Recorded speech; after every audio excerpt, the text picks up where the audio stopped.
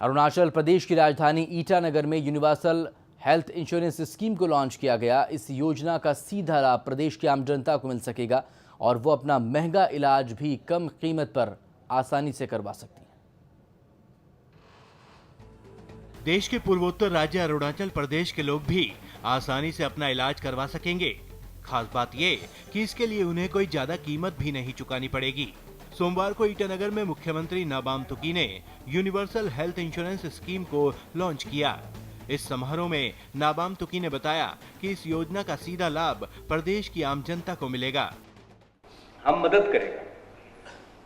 हम लोग health department है या होम डिपार्टमेंट है और अन्य डिपार्टमेंट है, एडमिनिस्ट्रेशन है, हम लोग रेगुलेट कर देगा, सिस्टम बना देगा।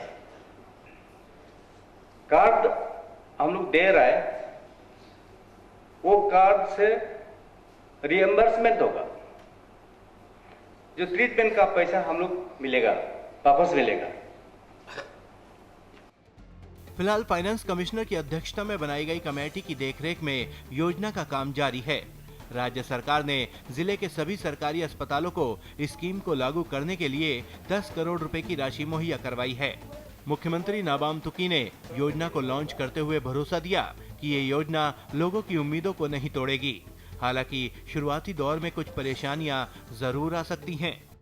शुरुआत है, थोड़ा कठिन तो होगा, थोड़ा कहीं ना कहीं ये हो सकता है, गलती हो सकता है। फिर भी आप लोग का जो सजेशन है, आज जो डेमो लोग आया, सीनियर मेडिकल ऑफिसर्स लोग आया आप लोग ने, और एक्सपीरियंस लोग आया है। अब आज ये बता दीजिए कि कहाँ में क्या गलती है, कैसे करना है। और मैं इंश्योरेंस कंपनी को भी मैं अनुरोध करूंगा, आप लोग तो प्राइवेट कंपनी तो नहीं है, भारत सरकार का कंपनी है।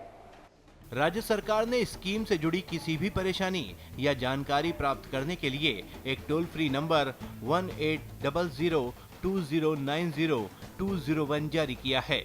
इस योजना के दायरे में सरकारी अधिकारी, सांसद और विधायक नहीं होंगे। योजना के तहत आम जनता को बायोमेट्रिक कार्ड प्रदान किए जाएंगे, जिसके जरिए लोग अपना निजी अस्पतालों में भी कम फीस में इलाज करवा। नॉर्थ ईस्ट की लड़की से रेप की घटना ने एक बार फिर से देश की राजधानी दिल्ली को शर्मसार कर दिया है। यहां दिल्ली के मुखर्जी नगर में एक नाइजीरियन युवक के नॉर्थ ईस्ट की युवती से रेप करने का मामला सामने आया। पीड़ित लड़की का आरोप है कि नाइजीरियन युवक निलेंगो से उसकी जान पहचान दिसंबर 2013 में फेसबुक के जरिए हुई थी और जल्द ही उनकी दोस्ती प्यार में बदल गई। बाद में निलेंगो ने उसे दिल्ली बुला लिया। इससे पहले वो बेंगलुरु में बतौर ब्यूटिशियन नौकरी कर रही थी। लड़की का आरोप है कि पिछले 4 महीने से निलेंगो उससे बलात्कार करता रहा, जिससे वो प्रेग्नेंट हो गई। शादी की बात करने पर निलेंगो ने उस पर अबॉर्शन का दबाव बनाया और उसे डराने धमकाने लगा और उसके साथ मारपीट भी की। अब युवती ने मुखर्जी नगर पुलिस में लिखित शिकायत की है, जिसके बाद लड़की का मेडिकल करा के पुलिस ने केस दर्ज करा लिया है। साथ ही पुलिस आरोपी को हिरासत में लेकर पूछताछ कर रही है। पीड़ित युवती मूल रूप से नागालैंड की रहने वाली है। मैं चाहता हूँ कि जो इस बार बाहरी जो लड़का है ना, जो अफ्रीकन मुल्क के जो बंदे हैं, उसने क्या है ना, तो उसने क्या बोला है कि बेंगलोर से लड़की को बुला के लाई है कि आ जाओ नौकरी मिलेगा, वो सब क्या है। फिर मर्डर नहीं, रेप कर दिया। तो मैं चाहता हूँ कि उसको सजा मिले, बस मैं वही चाहता हूँ। और मैं ज्यादा कुछ बोलूंगा नहीं, क्योंकि मुझे ऐसे दुख है बहुत, और मैं ज्यादा बोलूंगा तो कुछ हो जाएगा फिर। ये नहीं, पर जो है कि हम लोग अपने बीच में इतना लड़ते रहते हैं। आज एक बाहरी मुल्क का एक बंदा आके ऐसा कर दिया है, ऐसा नहीं होना चाहिए। बस मैं वही चाहता हूँ कि ऐसा ना हो हमारे देश में। हमारे देश में एक साथ रहे हम लोग सब भारतीय। ये नहीं कि नॉर्थ ईस्ट से कोई नॉर्थ इंडिया, ऐसा नहीं है। हम लोग सब एक साथ है। कभी कभी अपने बीच में झगड़ा हो जाते हैं, वो होते हैं, पर प्लीज हम लोग सब एक साथ रहे। बस वही प्रार्थना है मेरा, और कुछ मुझे कुछ। आने वाले दिनों में अगर अरुणाचल प्रदेश का नाम देश के सबसे ज्यादा मसाला उत्पादक वाले राज्यों में आने लगे तो कोई आश्चर्य की बात नहीं होगी।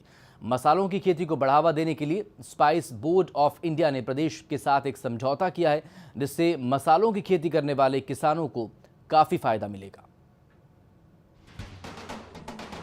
अरुणाचल प्रदेश में हॉर्टिकल्चर विभाग ने मसालों की खेती को प्रोत्साहित करने के लिए स्पाइस बोर्ड ऑफ इंडिया के साथ समझौता किया है। ईटानगर में रविवार को स्पाइस बोर्ड ऑफ इंडिया के चेयरमैन जया तिलक ने सीएम के स्पेशल ड्यूटी ऑफिसर डॉक्टर हातोबिन माई के साथ विभाग के सदस्यों की उपस्थिति में समझौते पर हस्ताक्षर किए। ये पहला मौका है जब बोर्ड ने देश में किसी राज्य के साथ ऐसा समझौता किया है। ईटानगर बैंकेट हॉल में मसालों की खेती को बढ़ावा देने के लक्ष्य से बुलाए गए 2 दिवसीय सेमिनार के बाद ये समझौता हुआ है।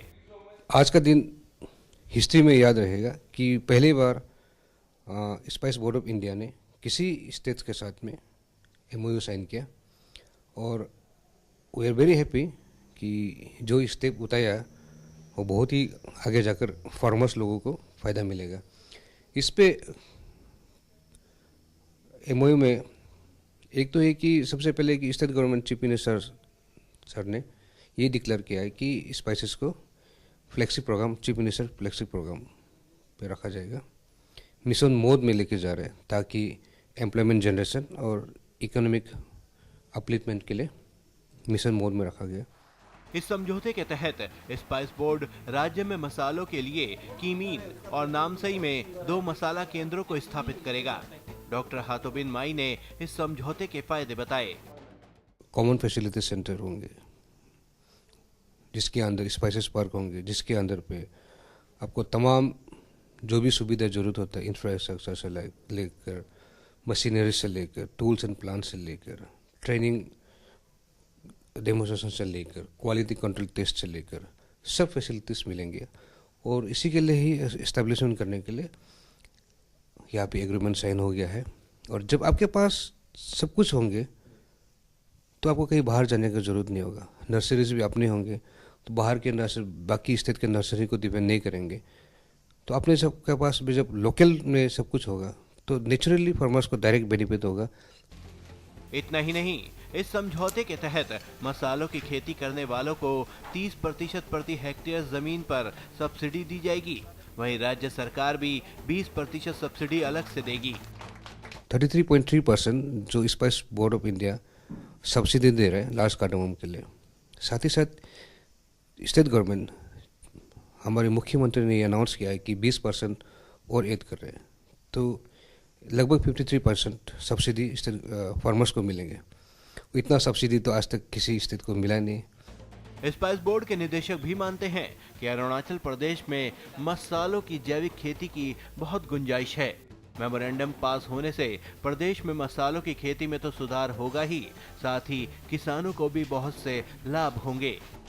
एक कम से कम आप मान लीजिए एक अरुणाचल प्रदेश हम बोर्ड अडॉप्ट कर रहे हैं, ऐसा हम सोचा है। अडॉप्ट करना है, ज़्यादा इधर अरुणाचल में फोकस करने के बाद, ज़्यादा थोड़ा ऑफिसर्स को इधर पोस्ट करने के बाद ये थोड़ा ज़्यादा उन्नति हो सकता है। राज कदम पे फार्मर्स को एक बहुत बढ़िया मौका है। ये समझौता करने से पहले राज्य सरकार का उद्देश्य श्वेत क्रांति और हरित क्रांति की तर्ज पर एक स्पाइस क्रांति लाना है। इसके लिए राज्य सरकार बाय बैक पॉलिसी ला रही है, जिससे बिचौलियों की भूमिका पूरी तरह से खत्म हो जाएगी और राज्य सरकार सरकारी संगठनों और गैर सरकारी संगठनों का उत्पादकों से सीधा संपर्क होगा। Bureau report, news express. Arunachal Pradesh में सोमवार को North East region NCC directorate के ADC major general SPS Kohli ने नाहरगढ़ स्थित एनसीसी ऑफिस का दौरा किया। इस दौरान उन्होंने प्रदेश में एनसीसी के कामों का जायजा लिया। सबसे पहले मेजर जनरल एसपीएस कोहली को एनसीसी कैडेट्स द्वारा गार्ड ऑफ ऑनर दिया गया, जिसके बाद मेजर ने बटालियन के सभी लोगों से मुलाकात की। इससे पहले मेजर जनरल एसपीएस कोहली ने राज्य के राज्यपाल, मुख्यमंत्री और चीफ सेक्रेटरी से मुलाकात की थी। मेजर ने ये बात की, बताया कि अरुणाचल प्रदेश में एनसीसी की 2 कंपनी काम कर रही है, लेकिन यहाँ एक और बटालियन को स्थापित करने की ज़रूरत है। साथ ही मेजर ने भी कहा कि उन्हें पूरी उम्मीद है जल्द ही एनसीसी ऑफिस को आधुनिक बनाया जाएगा।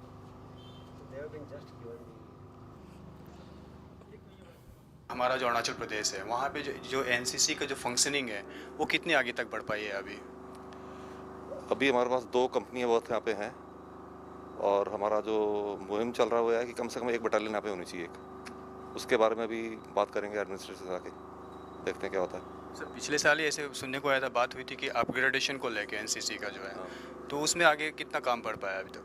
अपग्रेडेशन में काफ़ी कार्रवाई होती है, तो उसमें कई स्टेजेस पार करने पड़ते हैं, तो we are going some stages now. That is one of my aims to meet the chief minister and to request him for approval on the government level. Let us see. तो क्या हम समझे कि ये आपका जो अपग्रेडेशन की जो बात आपने कही है कि वो जल्दी पूरी हो जाएगी? हमारी कोशिश तो यही है। मणिपुर के इम्फाल स्थित योइबू योहीहेन लूप में सोमवार को 2 महीने तक चलने वाला स्किल अपग्रेडेशन प्रोग्राम खत्म हो गया।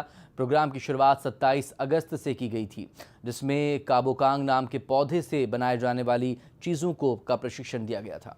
योइबू योहीहेन लूप में ये ट्रेनिंग दूसरी बार आयोजित की गई है। इस ट्रेनिंग के जरिए बेरोजगार युवाओं को रोजगार दिलवाने की कोशिश की गई, जो काफ़ी सकारात्मक है। वाटर हायासिंथ की इस ट्रेनिंग में हर बैच में 15 लोग रखे जाते हैं, जिन्हें ट्रेनिंग दी जाती है। इस ट्रेनिंग में बैग्स, कुशन, मैट, बास्केट और कई चीज़ें बनाना सिखाया जाता है। ट्रेनिंग लेने के बाद प्रतिदिन 200 रुपये आसानी से कमाए जा सकते हैं। ईटानगर के न्योकुम ग्राउंड में रविवार को 7 वर्सेस 7 फुटबॉल टूर्नामेंट संपन्न हो गया।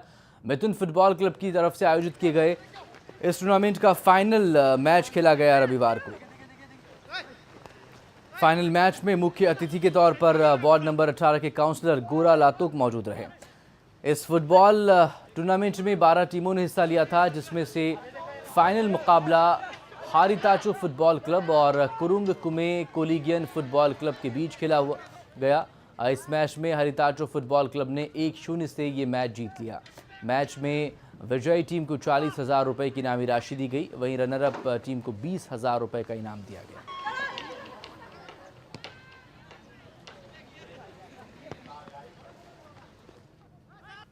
लेकिन मैं जो वही अपील करना चाहता हूँ स्पोर्ट्स अथॉरिटी का, जितना स्पोर्ट्स का मंत्री लोग से भी मैं एक रिक्वेस्ट करना चाहता हूँ, मैं अपील भी करना चाहता हूँ कि युवा लोग को आगे ले जाइए और इंटरनेशनल नेशनल लेवल तक ले जाना चाहिए, इंकरेजमेंट देना चाहिए। आज जैसे कि यहाँ में खेल रहा है 7 स्टार जो ये खेल रहा है, ये लोग जो जितना यूथ लोग खुद अपना से स्पॉन्सर करके, खुद डोनेशन करके, इतना आज हम जो अप्रिशिएट करना चाहता है कि इंकरेजमेंट दे रहा है। जो जितना भी वहाँ में नेशनल लेवल में खेल नहीं पाए, स्टेट लेवल खेल नहीं पाए, यहाँ में खेलने दे रहा है। इसका लिए मैं स्टेट लेवल सरकार को मैं वही चाहता हूँ कि स्पोर्ट्स अथॉरिटी को, स्पेशली स्पोर्ट्स अथॉरिटी को ये लोग को इनकरेजमेंट देना चाहिए। यहाँ का मेन मुद्दा ऐसे है कि आजकल यहाँ पे जितना भी स्थिति में ऑर्गेनाइज होता है ना, उधर में क्या होता है मैक्सिमम रजिस्ट्रेशन क्लब करते हैं। तो वहाँ पे जितने भी जूनियर बच्चा लोग जो अब जस्ट तो सीख रहा है, उन लोगों को मौका नहीं मिलता है। तो ऐसे प्लेटफॉर्म में क्या होता है, उन लोगों को मौका मिलता है ना, तो यहाँ से हम लोग हाँ अच्छा खेलने वाला को हम लोग यहाँ से उतार पिकअप कर सकते हैं। इसी में क्योंकि छोटा मोटा टूर्नामेंट जितना होगा इतने हम लोग के लिए क्या होता है, बच्चा लोग क्या अच्छा होगा ना, उन लोग खेलने का मौका मिलेगा। और अगर आप उधर में रजिस्ट्रेशन जो टीम है वो सब खेल सकते हैं उनसे, उसमें तो अच्छा खेलने वाला से लिस्ट होगा। जो अभी छोटा बच्चा लोग उसको तो खेलने ही नहीं मिलेगा। तो ऐसे होने से जो खेल रहा है उन लोग खेलते जाएगा इसमें बुरा में उन लोग खत्म हो जाएगा। इसका फ्यूचर हम लोग फुटबॉल तक मर ही जाएगा ना। तो उसके लिए ये सब इवेंट हम लोग ऑर्गेनाइज किया ना।